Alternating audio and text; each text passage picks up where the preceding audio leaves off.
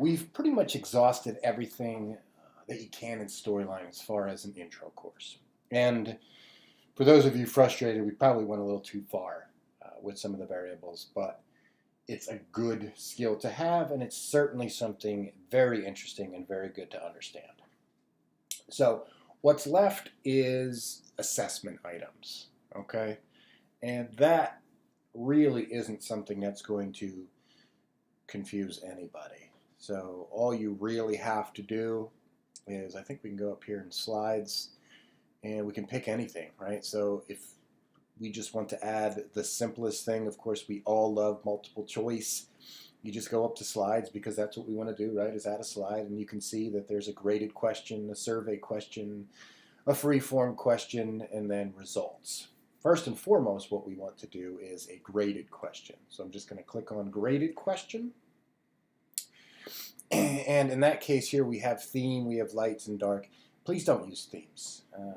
That's something you can do in the future if you want to mess around with them. But for this class, for what we have going on, you're just going to want to stick with this built-in stuff here. You can see that you have an option of multiple choice, multiple response, fill in the blank, word bank, drag and drop. All of these are just wonderful things that you can do. I'm going to show you here the multiple choice. You can either double click on it and or select it and click insert slide. And you can see the moment that I do that, it adds my slide right here. And it is open in the form view. If you look in the top right up here, there's a form view and a slide view. We're going to stick with form view for now, because then you can add your question in here. Does this class start? And I can add a question mark to that. So there's my question. Then I can put in my responses here, right? Whatever I want, 6, 9, 6:15, and 7. Now the only thing that you have to do is signify the correct answer. We're going to do that by putting this little bullet here. You see it? So you just kind of press that in and you're good to go. So we know the correct choice is 6. Now you have a multitude of options here. You can do at the top, you see that you can do feedback right here. So feedback by question, by choice, whatever. We're just going to do by question for now. I've never seen it by choice, but we can do by question. You can shuffle your answers, so these can be every time I come to the slide, these could be in different orders. You don't have to. If you do decide to shuffle your answers, please remember that you can't use all of the above then, because it might not be at the bottom. So just be mindful of that. I'm going to say none because I'm not into that. A result slide is something that we will do, but for now we don't have one. You can do a score by question or by choice. I'm going to keep it at, I'm going to do it here by question. And then this one here is relatively important. So you can see that right now it says attempts at 1. So if I do 1, I'm going to go to my slide view. You can see that I have layers already built in here of correct and incorrect. See that? So that's really neat that you can do. But if I go to form view, and you don't have to be in form view, but if I change it to unlimited, let's say, or any one of these other numbers, what happens is when I go back to my slide view, you can see that I now have a try again layer. And that just basically, when I go ahead and click on that, you can see that it says try again here. And the others just say continue and continue. So that's up to you what you want to do. And actually, that's going to be up to whomever it is that you're working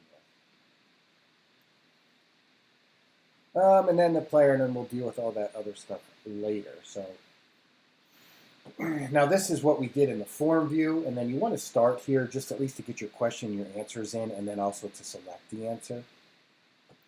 This feedback right here, we don't have to mess with here. We can later, but for now, we just want to go ahead and keep this in here. So go to slide view, and now we can do whatever we want, right? So if you remember, we did a slide master. Oh, at least I did, right? So if you go in here, I did the slide master, which is one of these that I use. Well, also you can see that in the slide master is the quiz ones, right? So did I do that right? So view, slide view, slide master. Yeah, so one of these, let's say it's this one here, which I like. We can make this the question. So I can close master slide view, right click, just in the gray area out here, go to apply layout, and you can see that I can pick any one of these. But basically I'll put this on here. So this is now my quiz question layout. And I can move all of this stuff around however I want. Right? So I can move this to a more appropriate spot. Let's see here, I can move questions around, just so everything is a little bit cleaner and nicer looking. It's entirely up to you what you want to do.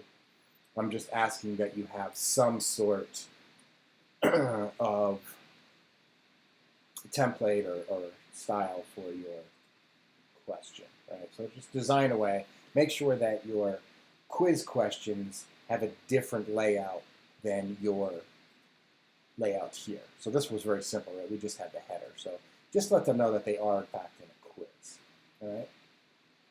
So that's what you can do. And then now that we have this here, we can just go ahead again. We want to do slides. So maybe this time I want to do I don't want to do survey. So I'm going to do graded question again. And I'll do, I'll just do a drag and drop. So now when I do the drag and drop and I go to slide view, you have to do everything. You don't really need to make this thing too crazy, but match the items below. Here I can put tree. What's matched to it is a leaf. Here I can put a home, which matched to it is a roof. Here I can put a comma, matched to it is tires. Here I'll put I don't know, I need one more thing. So I have a tree, I have a home, I have a car, I'll do a school. And here I'll put student. So I did that. Now when I go to slide view, you can see that there's a matching. So they have this here, and I'll preview it here later. But there's my question, there's my thing where I just go to my drop down, and that's that. So again, right click, apply layout. I know that I want this one. I also know that this is horrendous looking, so I can move everything about. And there you have it. So now I do, in fact, have two questions. So I do want a results slide. Then again, I just come up here, I go to slides, and I will pick results slide. And I want it to be graded. There is no survey, so that doesn't make sense. I could do blank, but then I'd have to build out all the variables. So I'm just going to say graded and go to insert. And here you go. The very first thing when you do the graded is it asks you what questions you want to add for your results slide. By default, it's going to check all of the ones that are in that particular scene. And here you see I have the multiple choice and the match and drop down. They're both checked. They're going to ask me what my passing score is. It's up to you. 80% is pretty standard. You don't need to put a timer in. You can if you want, but all of this stuff is just go ahead and check as you see fit. You can see with that. I'm just going to hit OK. And by default, everything is just here. I have no problem with how this looks. You can edit the results slide by just going back to this. And of course you have your success and your failure layers. Those are all predetermined and they're going to be built with this functionality over here. Okay? So that's just a results slide, and I can go through it quick. I don't even think that I do that. So let me say next. Wow, I don't have anything. Jump to slide, what time?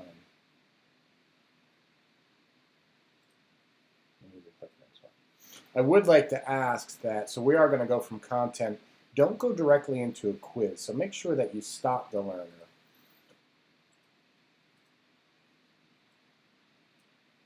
Try to jam this thing in there. Is it going to work? Oh no, because I specifically went to that.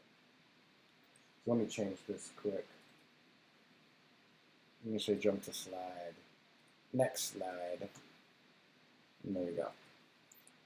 So make sure you put some sort of intro. So after the content is all done, which would be in this general area, I would go to this, and this would be an introductory slide saying, You know, you're about to take a quiz about the assessment, tell them about the buttons to submit, let them know about the results slide and all of that. Just don't jump right into a quiz. You can if it was a knowledge check.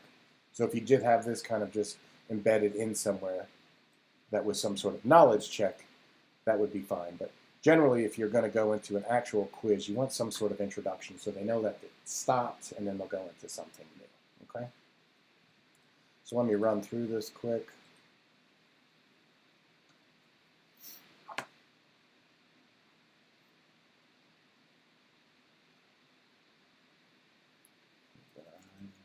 J, next, hopefully everything works. Of course nothing works. Well, the back button works. All right. We'll go over that momentarily there. So the other thing that you want to do, you saw when I actually previewed that, it was unlike you've seen before. And I wanted to put all of that stuff in here. There is a menu now. There is the title that we could put in. There's a resources tab. There's a volume thing down here. So I do want to show you how to change all of that. I am not a fan of, you notice that all my stuff is clean and does not have any of those features. That's entirely up to you, also to the client that you use. So to actually mess around with the player after you've done some of this stuff is really you just come up here. So you have to be on the Home tab. That's not true. You don't have to be, but it's the best way to get to it. It's on the Home tab here. You see this button. It's called Player. When you click on that, it opens up, just like everything else, it opens up this little widget window. And now we can make a lot of changes to that player. And most of it's here. So you can see that it says the Resources tab, which is that button over here. This is where you can put PDFs. We don't need that, so I'm going to uncheck it. There's a menu. That's this here. I'm going to leave it for now and show you some stuff and things. But basically, that is very cliche and not something that we do anymore. If you do want to have a menu, what you can do is if I select menu right here, and then with these arrows, I can move that about. So you can see that just moving it around. Now it's over here, really small, but you can see that it's here. And then if I click on it, it comes like this. And I can continue to move that up, actually, and put it over here. So if you do use a menu, it's more practical that you have it kind of up in here so they can access it and navigate as they see it. But for now, I am going to just have that very accessible so you can see some of the changes I'm going to make. There's the title. You can see it again really small right there. I'm not a big fan of the title because that should be within your module, right? Like that's something we have in our master slide. This sidebar is in fact right here. You can change it on the left or on the right if you decide to use it. If your course has volume, you do have the option right down here to have volume. If you need it to be 509 compliant, you can have the captions here. We don't need that. The back and next here on the player is something that you know that we do per slide, so I'm not going to worry about that right now. And that's about it. You could do a logo here. You can see when I click this logo, and then I'll say click to add logo. I could pick any one of these right now. You can see that it will put it down here, right? So this is what the logo looks like. And now when I preview this, that logo is up here in the top left. That is definitely something you can do. I don't choose to do it. Doesn't mean that it's wrong. So I'm going to come back here and I'm going to uncheck logo. But now what's important for this one here is this is just the features tab. If I click on menu, this is very important. So if you're going to need a menu, no matter what, there's going to be a reason for you to have a menu. I'd like it that you put it up here, move it around, that you put it up where they can access it. But then this, as you can see, I can just jump right in here and change all of these if I want, rearrange it. You can see I can make, I can import things, I can move it around. But basically, if you can't tell, if you look to the left here, title, character, content 1, content 2, title, character, content 1. So the name of your slide is what's going to populate the menu. And then, of course, scenes here are going to be different chapters. So it's kind of important that you name everything well. Not necessary because, of course, I can come in here and change all of this. Right, so you can do whatever you want in the menu. It's still going to navigate to the right spot because you see the 1.4 remained the same, but my title didn't. Okay, there is this here. You want to click on this and This is where you can kind of gate. So if you see navigation restrictions, right now it's free, which means they can click on this and go wherever they want. It can be restricted or it can be locked. Restricted means they have to go in a sequential order. Locked means they can't do anything. And then there's these appearance options. So those are things that you could work on and do. Resources is what I mentioned before. It's that little tab where you can put PDFs and links in. Glossary is built in, right? So I can just start clicking here and just say car definition apparati to transport meat. Okay, so I can do that. Now all of a sudden I have a glossary that I can use.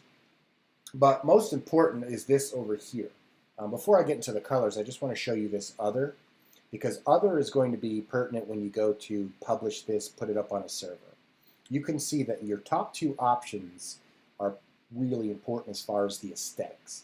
The top one is resize browser to fill screen. So when I click that, you have an option to either display at the browser's current size, browser optimal size, or fill screen. That's up to you.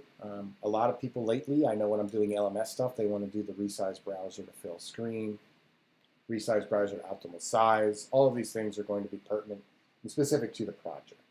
And then the other one is player size, where you either want to lock it or fill. Little things here, just look them over. Text labels is exactly what you think it is, right? So we can change kind of how a lot of these look. You don't need to. But colors and effects is what I really wanted to show you. If you see over here now, you can see that it's really gray and dismal. And that's the default. And we could go ahead and change to any one of these. But you see how it changes everything? Orange, green, light blue. It's going to be pretty rare that if you do decide to use a player, that it matches your company, your client, or whatever perfectly. And there's what you want to do is click on this Show Advanced Color Editing.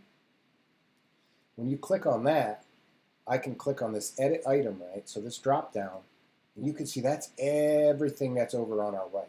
Everything. So the base is around, so I can talk about the main background. I can make that maroon and yellow. Cool. I can come in here and change the base, main border, again, black and green.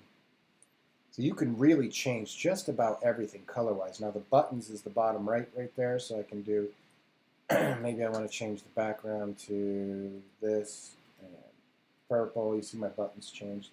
So it's just a matter of going to this drop-down and picking everything that you want, anything that you want, and making changes, right? This is your page background, and that's what's, if you publish this to HTML, what it's going to be like. Here's your player font, and you'll know what you want that to be. But you can change all of this stuff, and it really makes it for pretty customizable.